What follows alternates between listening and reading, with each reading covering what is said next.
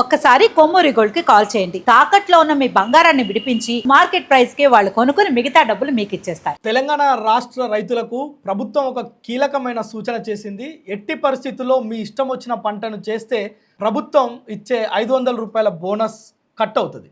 So ఇప్పుడు మీకున్న ఈ అలర్ట్ని ఖచ్చితంగా మీరు పంట పొలాలు చేసేటప్పుడు ఇది దృష్టిలో పెట్టుకొని మాత్రమే మీరు పొలాలు పండించాలి. లేకపోతే ప్రభుత్వం ఇచ్చే ఈ యొక్క 500 రూపాయల బోనస్ మీకు రాకపోగా ఇంకా ఇతరత్ర ఇబ్బందులు మార్కెట్లో కూడా మీరు ఇబ్బందులు పడే అవకాశం ఉంటుంది.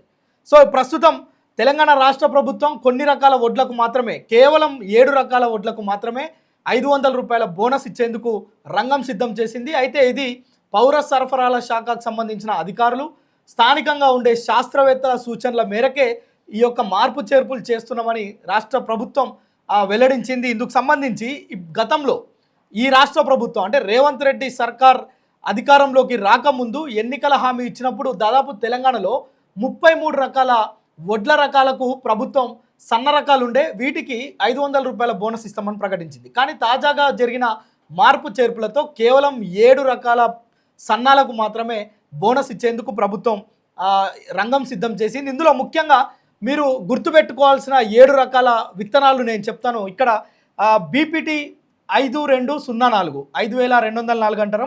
ఇది వీటిని తెలంగాణలో సాంబ మసూరి వడ్లు అంటాం. సో దీంతో పాటు ఆర్ఎన్ఆర్ వీటిని తెలంగాణ సోనా అని కూడా పిలుస్తాం. ఈ తెలంగాణ సోనాకు ఒక ప్రత్యేకత ఉంది. సో ఇందులో షుగర్ లెవెల్స్ తక్కువ ఉంటాయి. సో ఇది మన దగ్గర ఉండే ఈ పంట పొలాలకు సంబంధించి అన్ని రకాల భూముల్లో ఇది చాలా వైవిధ్యభరితమైన భూముల్లో కూడా చాలా అద్భుతంగా పంటను ఇస్తుందని చెప్పి ప్రభుత్వం అంచనాకు వచ్చింది. దీంతోపాటు హెచ్ఎంటి సోనా, దీంతోపాటు మరొక రకం జై శ్రీరామ్ కేఎన్ఎం కూనారం సన్నాలు అంటారు, కూనరం సన్నాలు. దీంతోపాటు సిద్ధి కేఎన్ఎం 7715 ఇదొక రకం. దీంతోపాటు డబ్ల్యూజిఎల్ సిద్ధి అంటాం. ఈ 7 రకాలకు మాత్రమే ప్రభుత్వం బోనస్లు ఇచ్చేందుకు రంగం సిద్ధం చేసింది. ఇక మిగతా 26 రకాల వడ్లు కనుక పండిస్తే వాటికి మీకు బోనస్ రాకపోగా మార్కెట్లో కొనుగోలు సమయంలో కూడా మీకు చాలా రకాల ఇబ్బందులు ఎదురవుతాయి. అయితే ముఖ్యంగా ఈ 33 రకాల సన్నాల నుంచి కేవలం ఈ 7టిని ఎందుకు ఎన్నుకున్నారంటే ఈ మిగతా 26కు సంబంధించిన వడ్లు ఏవైతే ఉన్నాయో వీటిలో వడ్ల శాతం ఎక్కువగా రావటం, ఈ సన్నాల్లో నూకల శాతం ఎక్కువగా రావటం, ఈ రెండింటితో పాటు అంతర్జాతీయంగా జాతీయంగా మార్కెట్లో డిమాండ్ లేకపోవడం, అదేవిధంగా ఆ ఎగుమతుల్లో ఎదురవుతున్న ఇబ్బందుల కారణంగా ఈ 26 రకాల వాటిని రిజెక్ట్ చేయడం జరిగింది. కేవలం ఇప్పుడు నేను చెప్పిన ఈ 7 రకాలకు మాత్రమే ప్రభుత్వం బోనస్ ఇచ్చేందుకు మొత్తం కూడా సిద్ధం చేసింది. ఈ ఫైల్ అంతా ప్రభుత్వం ఆమోదించేందుకు కొంత సమయం, అంటే ఈ వర్షాకాలంలో దాదాపు తెలంగాణ వ్యాప్తంగా 1.34 కోట్ల ఎకరాల భూమిల్లో మొత్తం కూడా ఈసారి పంట సాగు అయ్యేందుకు అవకాశం ఉంది. ఇందులో దాదాపు 69 లక్షల ఎకరాల్లో వరిని పండిస్తారు. ఈ 69 ఎకరాల వరిలో భాగంగా దాదాపు 30 లక్షల ఎకరాల్లో ఈ 7 రకాల వడ్లను మాత్రమే సాగు చేసేందుకు ప్రభుత్వం చర్యలు తీసుకుంటుంది.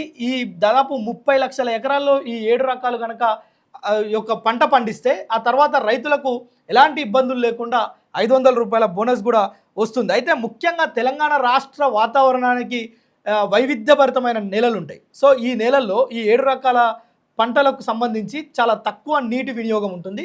అట్ ద సేమ్ టైం ఈ పంటలకు షుగర్ లెవెల్స్ తక్కువ ఉండడం, మరోవైపు జాతీయంగా ఇతర రాష్ట్రాల్లో కూడా చాలా మంచి డిమాండ్ రావడం, స్థానిక మార్కెట్లో కూడా ఈ 7 రకాల పంటలకే, ఈ 7 రకాల ధాన్యానికే మంచి డిమాండ్ ఉంది. సో అందుకోసమనే ప్రభుత్వం ఇది శాస్త్రవేత్తల సూచనల మేరకు ఈ మార్పులను చేసింది. ముఖ్యంగా ఈ 7 అగ్గి తెగులు అదేవిధంగా చీడపీడల నివారణకు సులువుగా అంటే వాటిని ఎదుర్కొనే శక్తి ఎక్కువ ఉంటుంది. దీంతోపాటు షుగర్ ఫ్రీ, ముందు నుంచి చెప్తున్నట్లు ఇది కొంత ఆరోగ్యంగా, అంటే మనం షుగర్ ఫ్రీగా ఉండే బ్రౌన్ రైస్ని ఎక్కువగా మన తెలుగు రాష్ట్రాల్లో మనకుండే ఈ యొక్క వాతావరణ పరిస్థితులను బట్టి ప్రతి 40 ఏళ్ళు దాటితే షుగర్ అటాక్ అవుతుంది. సో అందుకోసమనే బ్రౌన్ రైస్కి అలవాటు పడుతున్నారు. సో ఈ తెల్ల సన్నాల్లో కూడా తక్కువ షుగర్ లెవెల్స్ ఉండే ఈ యొక్క ధాన్యాన్ని కనుక ప్రోత్సహిస్తే రాబో తరాలకు మంచి ధాన్యాన్ని అందించడం అనే ఒక దృఢ సంకల్పంతో ప్రభుత్వం ఈ నిర్ణయం తీసుకుంది. ముఖ్యంగా ఈ విషయంలో కొంత నల్గొండ మిర్యాలగూడ ప్రాంతాలకు సంబంధించిన రైతులు కొంత ఇబ్బంది పడే అవకాశం ఉంది. ఎందుకంటే ఈ రెండు ప్రాంతాల్లో ఇటు నల్గొండ కావచ్చు, మిర్యాలగూడ కావచ్చు, నాగార్జున సాగర్ కావచ్చు, ఈ బెల్ట్ మొత్తంలో కూడా చిట్లు అనే ఒక చిట్టి ముత్యాలు అనే ఒక ధాన్యాన్ని బాగా పండిస్తారు, విరివిగా పండిస్తారు. దానికి డిమాండ్ కూడా ఎక్కువ ఉంది. కానీ డిమాండ్ ఉన్నప్పటికీ కూడా ఈ సీడ్కి సంబంధించిన సర్టిఫికేషన్ ప్రాపర్గా లేకపోవడం, మరొకటి జన్యుపరమైన ఆధారాలు లేకపోవడంతో ప్రభుత్వం ఈ 7కి సంబంధించిన లిస్టులో ఈ యొక్క చిట్టి ముత్యాలను రిజెక్ట్ చేసింది. ఇది కూడా బోనస్ రాని జాబితాలోనే ఉంది. నల్గొండ, మిర్యాలగూడ, నాగార్జున సాగర్ ఈ తదితర ప్రాంతాల్లో చిట్టి ముత్యాలు సాగు చేసే రైతులు కొంత ఆచితూచి అడుగులు వేయాల్సిన అవసరం ఉంది. ఎందుకంటే వచ్చేది వర్షాకాలం, ఇప్పటికే నార్లు పోసుకొని రెడీగా ఉన్నారు రైతులందరూ. సో ఎట్టి పరిస్థితుల్లో కూడా ఈ ధాన్యం కాకుండా, ఈ ఒడ్లు కాకుండా, ఈ పంట కాకుండా మీరు ఇతర ఈ ఏడీటీవి కాకుండా ఇతర ధాన్యాలను కనుక మీరు సాగు చేస్తే ప్రభుత్వం ఇచ్చే 500 రూపాయల బోనస్ని కోల్పోతారు అనేది మాత్రం మీరు జ్ఞాపకం ఉంచుకోవాలి. సో అదేవిధంగా కావేరీ, జాయింట్ జీపీటీ, నెల్లూరు సన్నాలకు కూడా బోనస్ రాదు. ఖచ్చితంగా గుర్తుపెట్టుకోవాలి. వీటిని ఎక్కువగా తెలంగాణ ప్రాంతాల్లో ఈ యొక్క నెల్లూరు సన్నాలు కావచ్చు, అదేవిధంగా జాయింట్ బీపీటీ కావచ్చు, వీటితో పాటు కావేరీ, ఈ మూడింటిని కూడా బాగా పండిస్తారు. వీటిని కూడా కొంచెం తగ్గించాలనే ఉద్దేశంతో ప్రభుత్వం మొత్తం కూడా వీటికి బోనస్ ఇచ్చేందుకు నిరాకరించింది. సో ఈ క్రమంలో ఖచ్చితంగా రైతులు ఈ యొక్క ప్రభుత్వం ఇచ్చిన సూచనలను గమనంలో ఉంచుకొని మీరు వ్యవసాయం చేస్తేనే ప్రభుత్వం ఇచ్చే ఈ యొక్క మద్దతు ధర వస్తుంది, 500 రూపాయల బోనస్ వస్తుంది. వెంటనే కొనుగోలు చేయడంలో మార్కెట్లో కూడా ఎలాంటి ఇబ్బందులు లేకుండా ప్రభుత్వం చర్యలు తీసుకునేందుకు సిద్ధంగా ఉంది. అయితే వీటితో పాటు సబ్సిడీ విత్తనాల విషయంలో కూడా కొన్ని మార్గదర్శకాలు విడుదల చేసింది. రైతులందరికీ ముఖ్యమైన గమనిక అలర్ట్ ఏంటంటే ఖచ్చితంగా ఇప్పుడు నార్లు పోసుకునే ముందే రైతులందరూ కూడా ఈ యొక్క ప్రభుత్వం ఇచ్చే సబ్సిడీ విత్తనాల పైన దృష్టి పెట్టాలి. ఇందులో విక్రయ కేంద్రాల్లో మీరు డబ్బులు ఇచ్చి కొనుగోలు చేయాలి ఫస్ట్.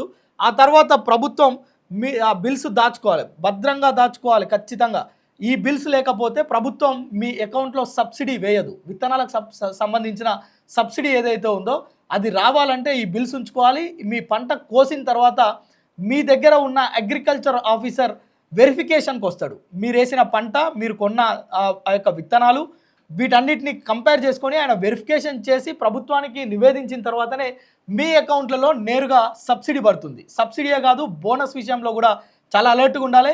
ఇది ఒకంతకు రైతులను కొంత గందరగోళం చేసే పరిస్థితి అయినప్పటికీ కూడా దీనిపైన ప్రభుత్వం అనేకమైన విమర్శలు, ఆరోపణలు ఎదుర్కొంటున్నప్పటికీ కూడా ఈ 7 రకాలను మాత్రమే కొంత ప్రమోట్ చేసేందుకు ప్రభుత్వం, అదేవిధంగా శాస్త్రవేత్తలు ఇచ్చిన సూచనల మేరకు కొంత అడుగులు ముందుకు వేస్తున్న నేపథ్యంలో రైతులందరూ ఖచ్చితంగా వీటిని గమనంలో ఉంచుకొని మాత్రమే వ్యవసాయ పనుల్లో నిమగ్నం కావాలనేది మనం టీవీ అభిమతం.